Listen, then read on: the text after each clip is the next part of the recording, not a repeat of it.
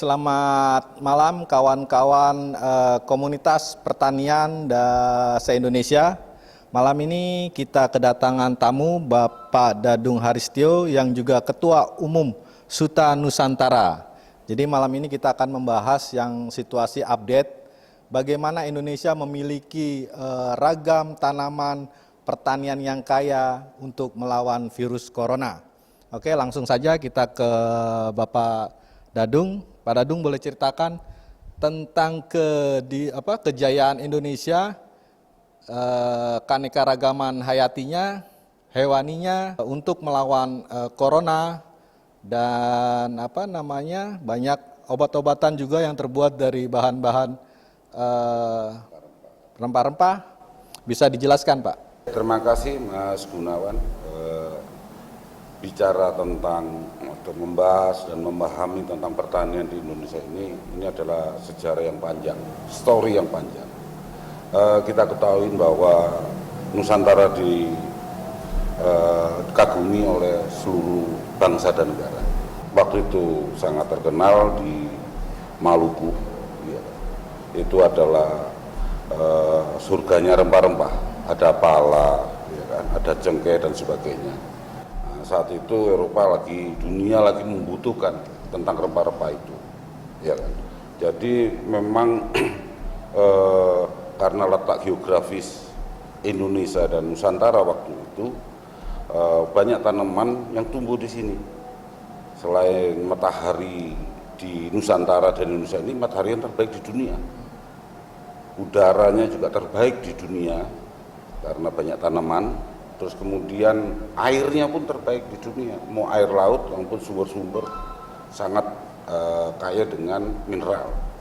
Jadi ini adalah karunia Tuhan kepada Nusantara dan Indonesia. Ini yang harus disadari oleh masyarakat Indonesia bahwa kita ini hidup di Indonesia ini penuh dengan karunia Tuhan. Sehingga kekaguman inilah yang menjadi daya tarik dunia untuk melihat Indonesia. Sehingga negara-negara melakukan ekspedisi ke Nusantara, ke Indonesia dengan kapal laut. Waktu itu ada Spanyol, ada Portugis, Inggris, Belanda, ya kan? Itu Perancis. Mereka pun berebut di sini. Bagaimana masyarakat bisa menyadari bahwa corona ini tidak usah ditakutkan, tapi juga tidak perlu berlebihan. Terkait dengan opini masyarakat yang diviralkan, yang di medsos, itu kalau saya menangkap ada 3 kriteria sikap masyarakat. Pertama, sikap kritis.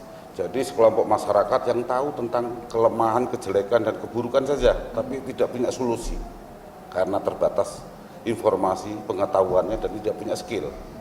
Yang kedua, kelompok masyarakat yang kreatif, ya kan? Mereka paham tentang masalah-masalah corona dan sebagainya.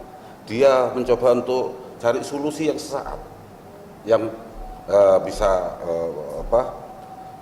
menangani atau menciptakan tubuh ini sehat. Nah, kelompok yang ketiga adalah kelompok yang proaktif.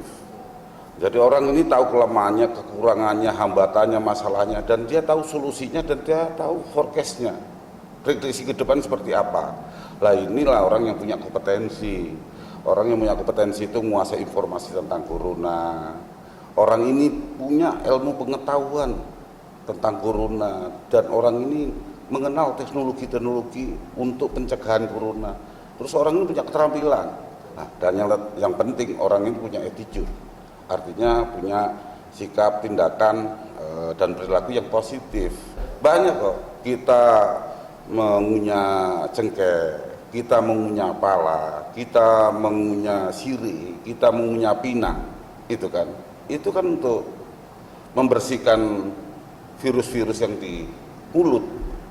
Sehingga apa? Ini kan kuncinya di sini. Lendir-lendir ini kan kuncinya di sini, tempat masuknya virus. Ketika di sini ini tidak bisa masuk virus-virus itu, dicegah dengan antiseptik yang nabati tadi, ya insya Allah orang itu virus itu akan kesulitan masuk dalam tubuh manusia. Itu memang pengetahuan ini, persoalan ini sudah lama ditinggalkan. Padahal itu menurut saya itu kearifan lokal yang secara turun-temurun diturunkan.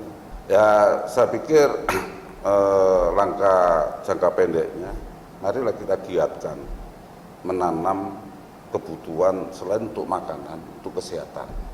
Tidak terbatas untuk kebutuhan karbohidrat, tapi protein, gizi, vitamin dari nabati ini perlu digalakkan.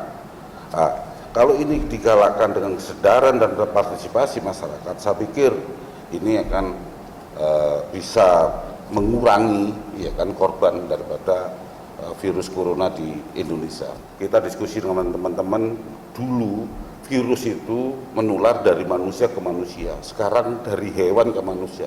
Suatu saat ada virus dari tanaman ke manusia. Nah, kita harus mempolakan pertanian sehat. Jangan memasukkan unsur dari luar kepada tanaman atau kepada hewan. Nah, sekarang ini tolong ya, kita sama-sama tahu banyak petani-petani kita ini yang bibitnya kurang sehat, pupuknya kurang sehat, lahannya kurang sehat. Nah, marilah ini kita sehatkan dari mulai awal proses pada tahapannya sehingga kita mendapatkan hasil pertanian yang sehat. Insya Allah dengan tubuh yang sehat, kita penyakit virus itu akan kesulitan untuk masuk dalam tubuh kita. Itu Mas.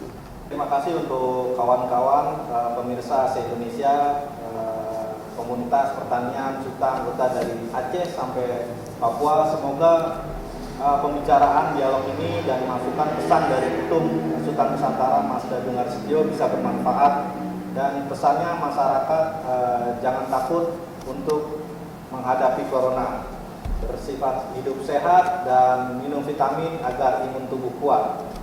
Salam Indonesia Pertanian Maju Jaya.